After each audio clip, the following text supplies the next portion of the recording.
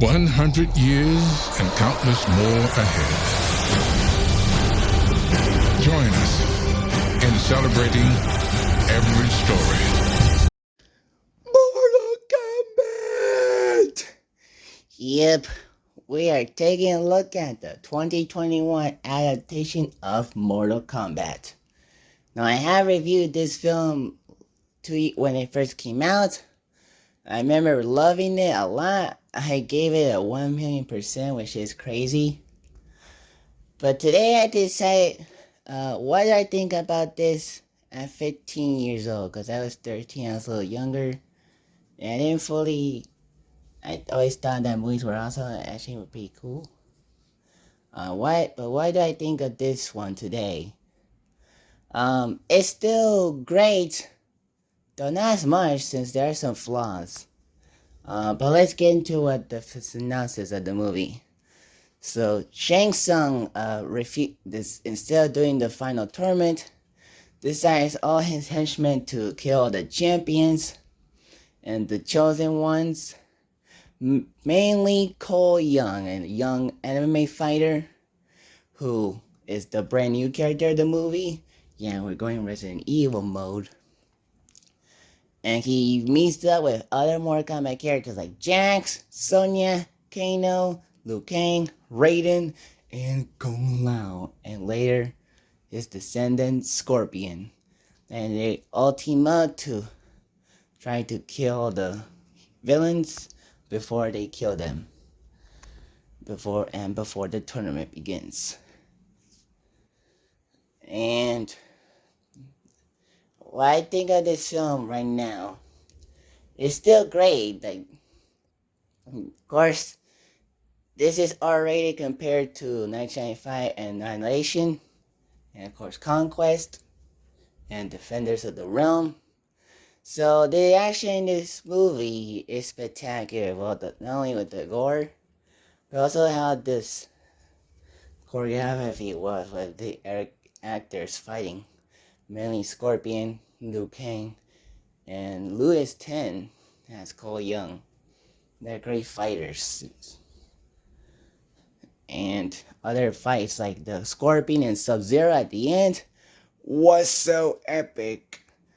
However, I do think that the fight before Scorpion and Sub-Zero, like where the heroes split up to fight the villains, feels a little rushed, especially when Sonya uses her Akarna, because she just had her marking after killing Kano, and then just has her Akarna shooting blast like she does in the game.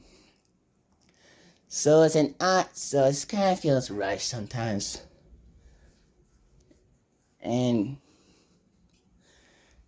the costumes does look amazing. Like, even Cole Young's suit, like it looks pretty cool with the golden armor with a lot of what are those things called, like that he has on his hands? Like, I forgot their names, but it's a weapon that he used to kill Goro, who was kind of underutilized because he was just a supporting villain, not a secondary villain.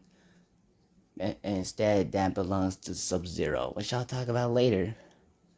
But the other costumes like Liu Kang looks amazing. It does capture the look of Liu Kang. Ludi Lin does a great job as the character, and he captures the character very well, especially when he interacts with Cole about his backstory. And Kung Lao is sick.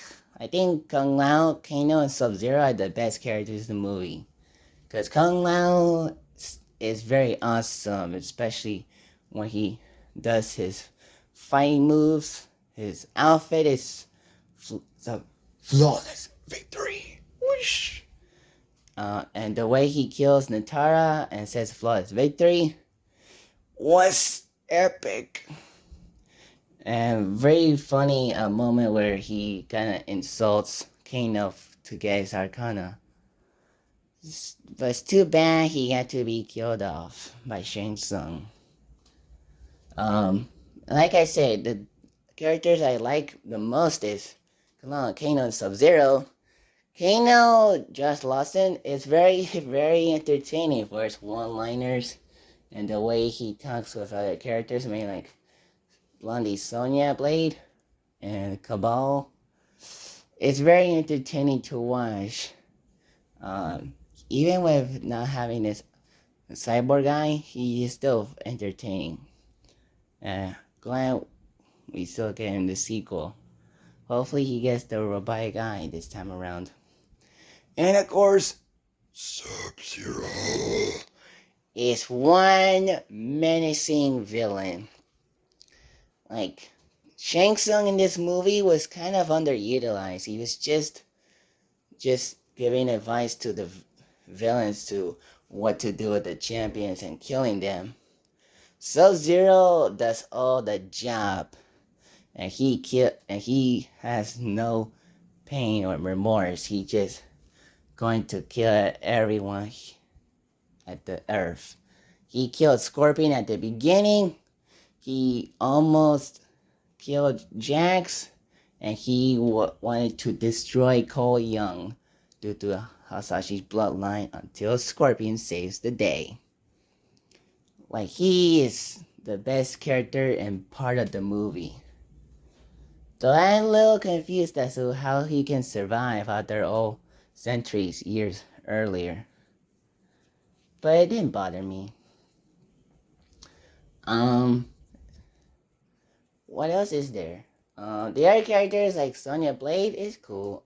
Jax, he's kind of fun due to his attitude and the way he gets his powers, where he gets robotic arms. Raiden was a little mean due to calling the remaining champions like, "You are the physically commanded shit to fight. You even have a marquee. Powerless, arrogant."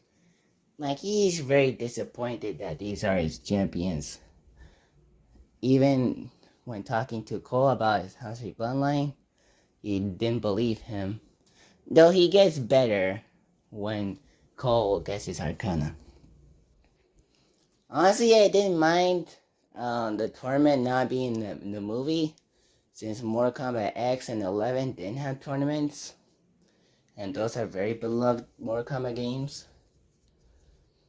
And the Arcana moments are pretty interesting, since it does explain how they get their powers / Arcanas with their markings, with the Dragon Mortal Kombat logo.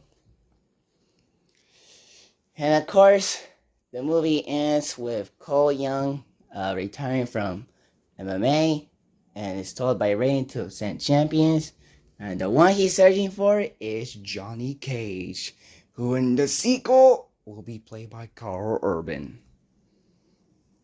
So, what did you think of Mortal Kombat 2021 movie? It's not like better than 1995, but it's close.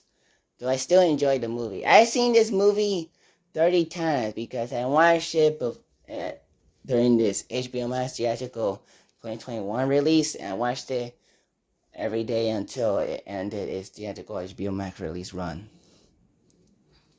And it was interesting because the more I'm watching it, the more I've noticed some problems of the movie than I watched it the first time.